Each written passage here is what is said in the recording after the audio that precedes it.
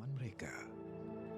هذه الأرض الإسلامية هي ليست للفلسطينيين وليست للعرب وإنما هي لكل مسلم يعيش على سطح هذه الأرض. Tidak semua manusia berpeluang untuk menerima dakwah, apatah lagi bertemu dengan para nabi dan rasul. Lantaran mereka didatangkan kepada kaum dan wilayah tertentu sahaja. Pun begitu, setiap orang yang mendakwa dirinya beriman kepada Allah, wajiblah ia mempercayai dengan sebenar-benarnya akan kewujudan dan dakwah yang disampaikan mereka.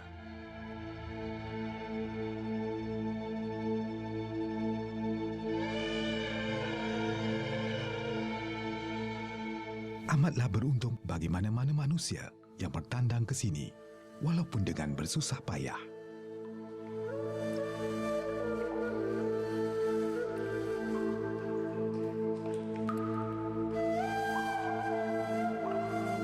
وهذه البلاد الإسلامية يجب عليهم جميعا أن يأتوا إلى بيت المقدس وأن يزوروا هذا المسجد تحقيقا لقول رسول الله صلى الله عليه وسلم: لا تشد الرحال إلا إلى 3 مساجد، المسجد الحرام ومسجدي هذا والمسجد الأقصى.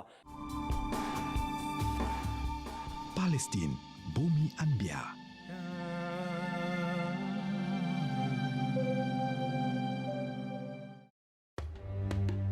Palestin, sejarahnya berliku.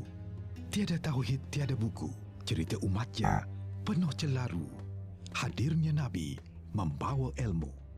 Sejarah dunia dan masyarakat ribuan tahun dahulu sememangnya teruk. Kemungkaran bertahta, kemaksiatan bermaharajalela, dan Allah tidak akan membiarkannya terus berlaku.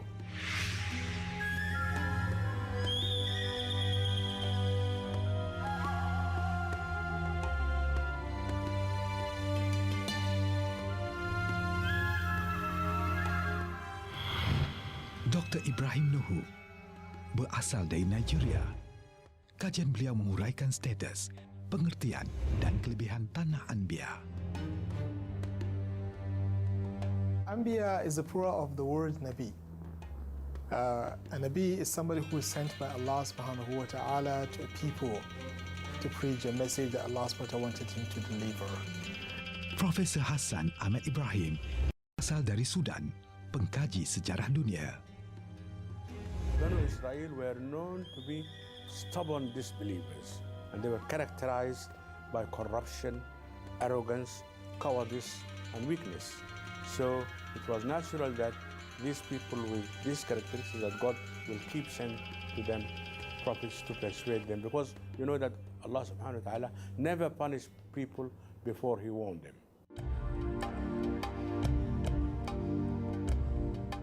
Palestin, di sinilah bumi bagi para nabi dan rasul Allah.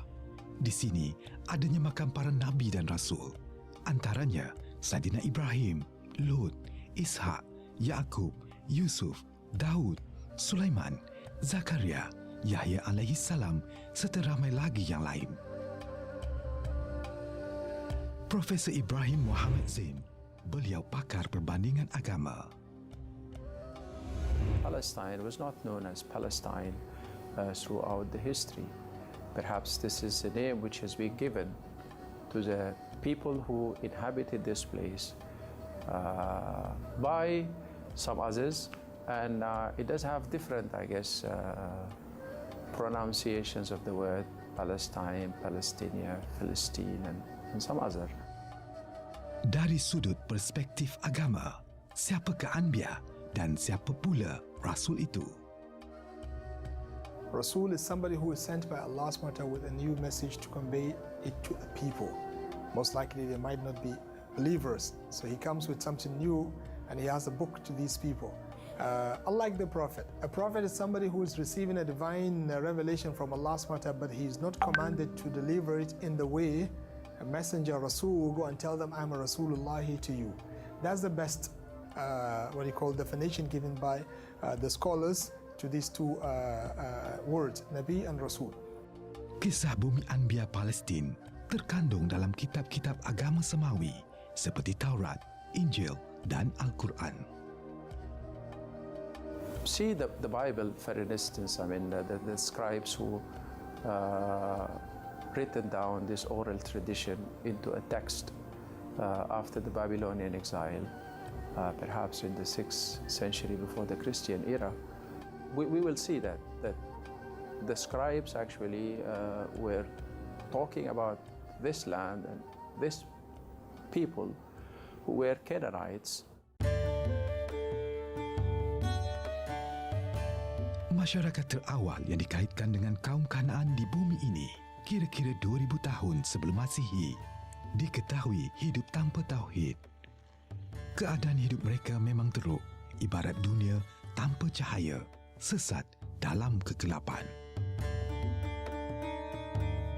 It is true that the Canaanites were having their own religions. It's not at all one religion. All that we can say is they deal with whatsoever dawah is concerned, giving the dawah, guiding people, removing them from the darkness of kufur to the light of iman. Masyarakat pada ketika itu menyembah berhala, dewa dan apa sahaja, termasuk patung yang mereka ciptakan sendiri. And many of them even worshipping idols here and there. Because these Bani Israel, in their heart, they love the idols. They love the idols. The Canaanites, as well as the ancient Israelites, were having a religion which is not tawhidic in nature. Keburukan dan kezaliman pula menjadi sebahagian daripada nilai kehidupan masyarakat pada ketika itu.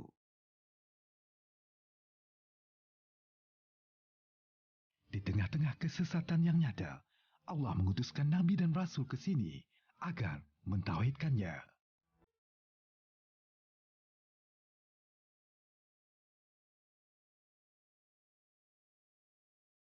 Setiap umat manusia pastinya mahukan kediaman yang baik dan seharusnya ia di tanah yang baik juga.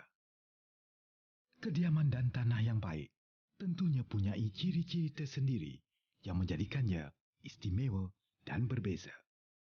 The Prophet ﷺ called it Ardul Mahshar and Manshar, the place where we will be resurrected, and also the place where we will be invited to come to that place during the resurrection. A land does have some sort of barakah. And the barakah was connected with this place which before the coming of the Quran was known as Iliya, which was a Roman, I guess perhaps, Arabized word for Jerusalem.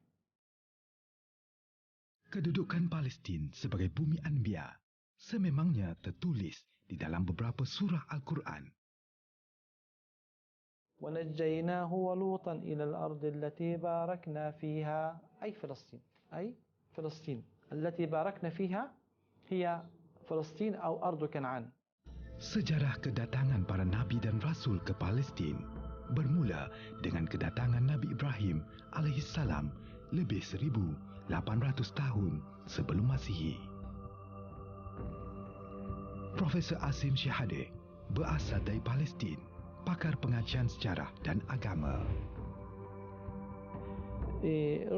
ورد في التاريخ الإسلامي أن إبراهيم نزل في منطقة شكيم قرب نابلس ومنها انتقل إلى رام الله وهي في فلسطين والقدس ثم ذهب إلى مدينة الخليل التي سميت خليل الرحمن أي مدينة إبراهيم عليه السلام.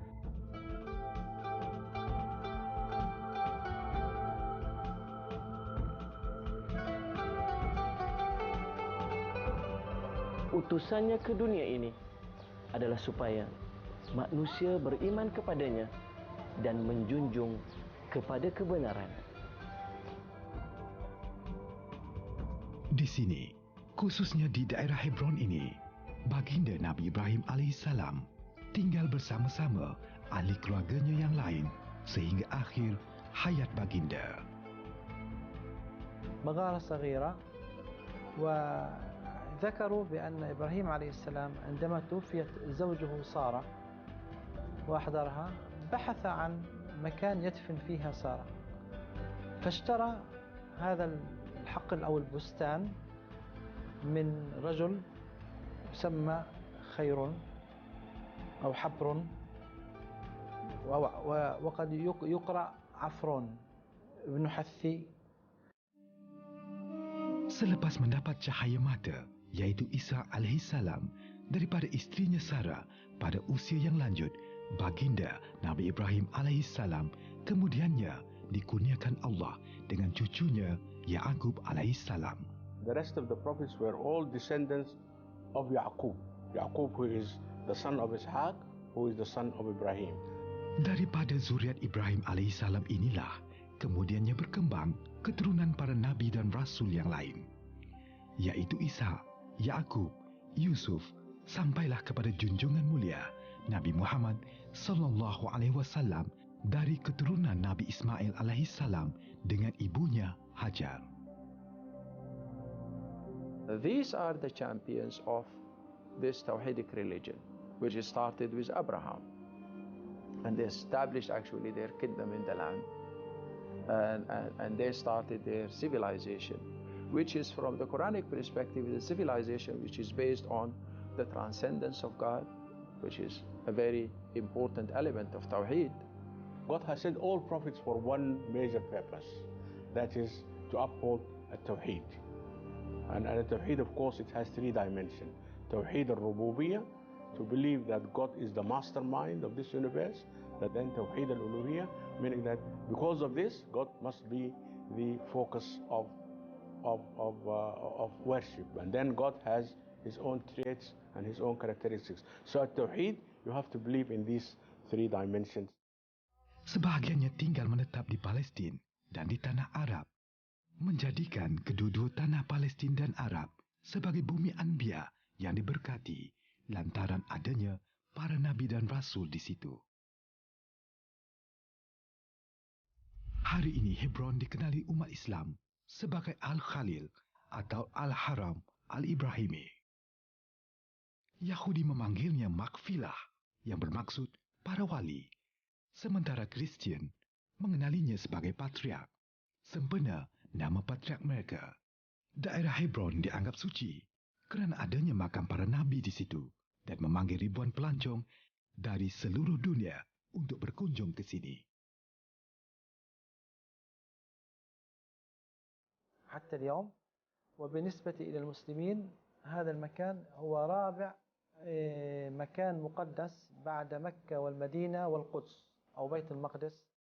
Kompleks Al-Haram Al-Ibrahimi atau Al-Khalil sewajarnya diziarahi setiap umat Islam kerana ia bagaikan lambang zuriat keturunan yang mulia bagi sebuah keluarga besar Islam.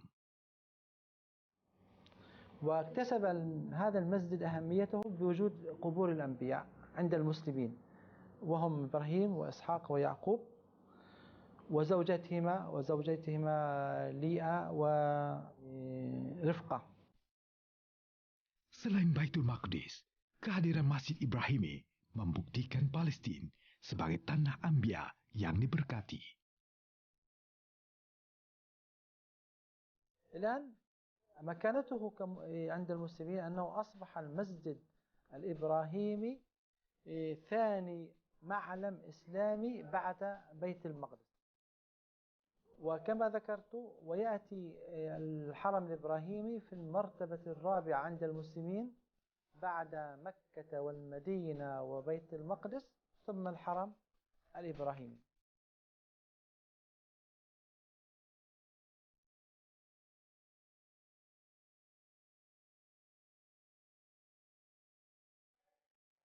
Di bumi Palestin inilah sebahagian besar para nabi dan rasul didatangkan, yang menjadikan tanah ini istimewa berbanding tanah-tanah yang lain. Para nabi dan rasul datang membawa dakwah, tetapi mereka datang membawa musibah. Tanah Anbiya bermandi darah.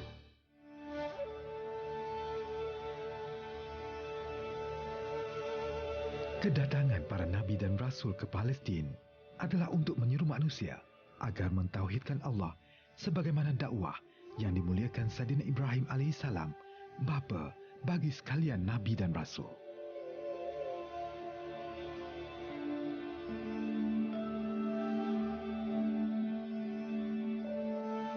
Profesor Abdullahil Asad, sarjana berpengetahuan luas. Sayyidina Ibrahim alayhi salam is a very important figure for all of us, for the whole of humanity. He is mentioned in the Bible, in the Old Testament, as well as in the Quran. Daripada Ibrahim alaihissalam inilah penduduk bumi yang diberkati ini mengenal Tuhan yang sebenarnya dan kehidupan beragama. And he was convinced that if there is a God, and that God should guide us. Jasa Saidina Ibrahim alaihissalam begitu besar kerana daripada zuriat keturunan baginda, kemudiannya menjadi pemimpin bagi sekalian manusia. Rabbana waj'alna muslimaini laka wa min zurriyatina ummatan muslimatan laka wa arina manasikana wa tub alaina innaka antat tawwabur rahim. And it continues. Ibrahim alayhi salam prays to Allah subhanahu wa ta'ala that from his progeny, zurriyat, from his progeny, Allah gives prophets. أنبياء كثر بعثهم الله سبحانه وتعالى إلى بني إسرائيل، سيدنا يحيى، سيدنا عيسى، سيدنا إبراهيم، سيدنا إسحاق، يعقوب وموسى وهارون وغيرهم. Dakwah mereka lah yang menerbitkan keimanan di Bumi Anbia yang mulia ini. حبه بنو إسرائيل عليه السلام لأنه فيه صفات الملك العادل، الملك المتواضع، الملك الشجاع، الملك الذي كان يأكل من عمل يده. It was a statement of Sulaiman alayhi salam, which I really do believe that if Muslims are going to take it into a consideration, we can retrieve back the old prestigious position that we used to have in the past, which says we are the one who introduced civilization to others. The time we had the civilization in Baghdad and in Sham and in many other places. Sejarah kenabian di tanah Palestin sememangnya berliku. The king prepared a fire to throw him into the fire. And while Yahya was praying, at that time they attacked on him, they killed Yahya alayhi salatu wasalam and they made him beheaded. معلوم عن بني إسرائيل أنهم لا يطيعون أنبياءهم أو حتى ملوكهم، وكانوا يحبون البلابل والقلاقل والفتن.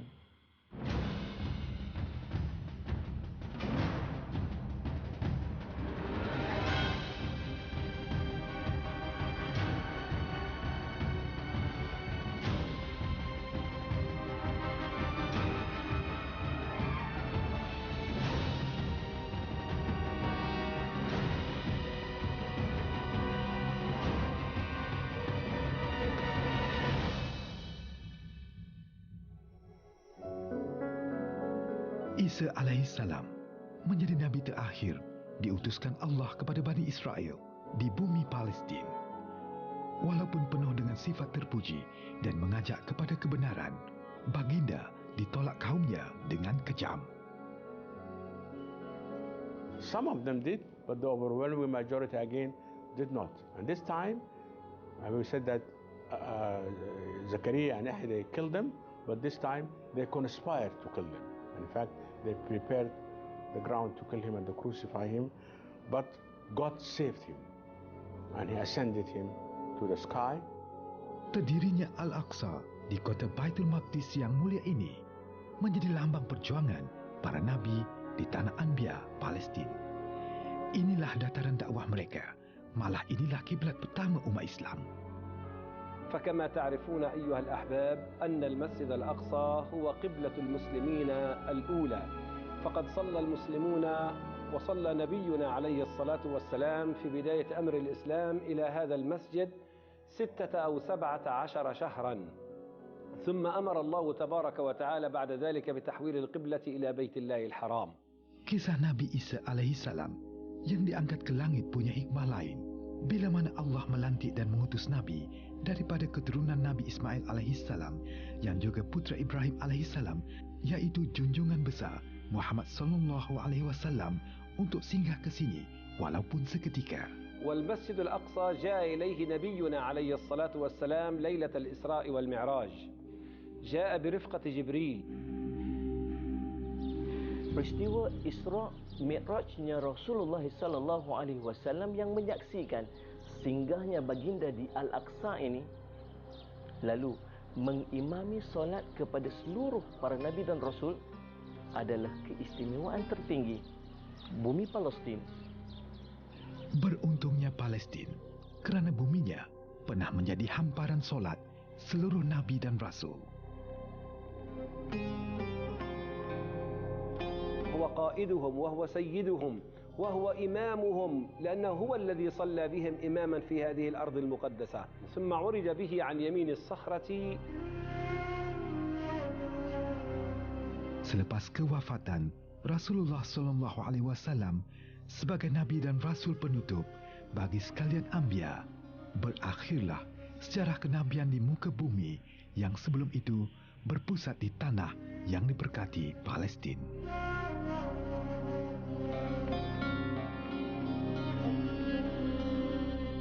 Bumi Anbia Palestin yang mulia ini adalah milik orang-orang yang beriman kepada Allah, sebagaimana berimannya para nabi dan rasul terdahulu.